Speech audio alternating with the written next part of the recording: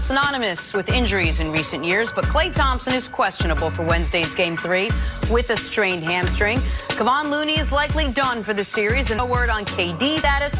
And Game 3 is tomorrow. So, Cece, let's focus on Klay. How would his absence change Golden State's offense? Oh, it's going to change their offense. I'm just going to start. Let me start on the defensive end first, because I believe it's very important. Okay. Steph Curry is going to have to spend more minutes guarding their primary ball handler or scorer from the outside. And that might be Van Vliet, it might be Kyle Lowry, whoever gets hot, because you can't depend on Quinn Cook to be able to guard anyone. He's a knockdown shooter. So now let's go on the offensive end. I believe Quinn Cook should be the starter. They're going to run a two-guard offense, him and Steph. I believe Quinn Cook will play a little more off the ball, and you cannot allow him any type of space. You have to force him off the three-point line, force him into the lane, make him a playmaker passing the ball, not a knockdown shooter. I believe it will affect their offense. I believe they will attack both the guards.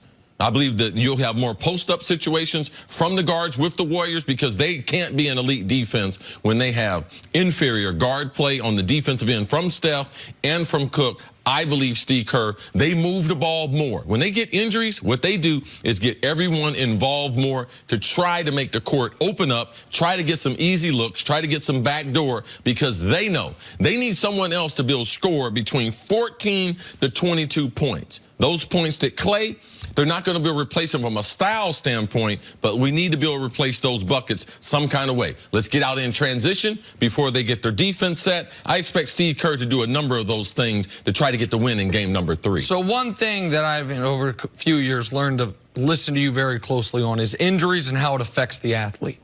And what you've talked on and off the air about Klay's injury is, even if he forces his way in the lineup, even if he can play, he's not going to be the guy that we're used to running baseline to baseline. No, we can't expect that. And so here is what I think for the Warriors, that even if he can't be that guy, him being on the court is incredibly valuable for them. Because even if he can't run around, even if they just say spot up, he's still going to be able to shoot.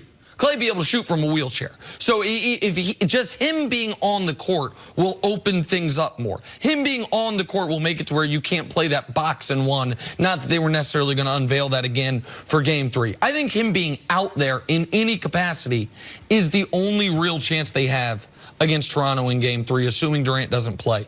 Since Durant's gotten there, they've played 8 games, without Klay and KD in the lineup. They've actually won 3 of them. The 3 teams they beat were Phoenix, one of the worst teams in the league, Atlanta, one of the worst teams in the league, and then New Orleans this year, post-Anthony Davis trade fiasco. And so they do have 3 wins, but against some of the worst competition in the league. And what all 3 of those teams had in common was some of the worst defenses in the league. How you're going to crack the #1 playoff defense in Toronto if it's Steph and friends, unless all of a sudden, again, maybe Iggy's going to go Game 6 against the Rockets and just get open threes and knock them down. That is a game where Draymond would have to be Game 7 of the finals. Draymond hitting threes, damn near triple-double. Forget 20-plus points. He had 32 in that game.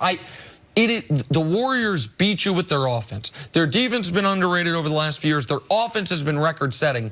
If it's down to just Steph, they become incredibly guardable. So how do I think it impacts the game? I don't think they can win if Klay Thompson doesn't play. If he plays and isn't effective, I think they have a chance, just because it opens the rest of the offense up, because you have to respect him so much. If I'm Golden State, I'm putting a lot of emphasis on game number 4.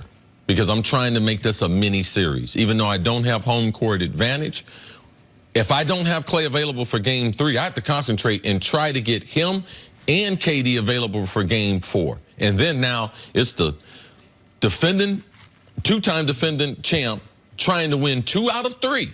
Now, who wouldn't take that chance? If you look at all their injuries, starting center, out, best scorer, KD, out. Now Klay might miss some time. For them to say, if they can say after Game 4, wow, guys, we've made this a mini series, I believe it's a huge advantage. Something else to watch from Toronto's side.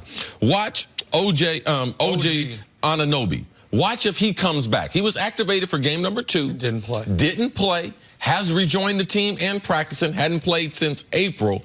Watch if he joins the team, because Klay going out and then maybe the Raptors getting another defensive help, I believe Toronto, I believe they can force Golden State to play their type of tempo in games number 3 and 4. And then quickly, with Looney out, that's going to put more pressure on Boogie, on Bogut. Listen, Boogie in particular, Boogie showed he could play those 28 minutes. Yes. They're going to ask him to do that again. One small note, you mentioned if you're the 3-time defending or the 2-time defending champs, you'd love to have a best of 3 to go for a three-peat. I don't necessarily disagree with you. I'll tell you this much, though. Masai Ujiri in Toronto, you tell him beginning of the year, to win a championship, you got to win 2 out of 3, and you have home court. They would have signed up for that in a heartbeat. Oh, yeah. So that could be a scenario. The Warriors' injuries, the Raptors' history, both teams would say, okay, 2 out of 3. The Warriors trust their championship pedigree. Toronto trusts their home court. And if you told them it's 2 out of 3 with maybe no KD and a hampered Klay Thompson, they definitely would have taken that. All right, take a break. Coming up, is Kawhi coming up short in the finals? That is ahead on First Things First.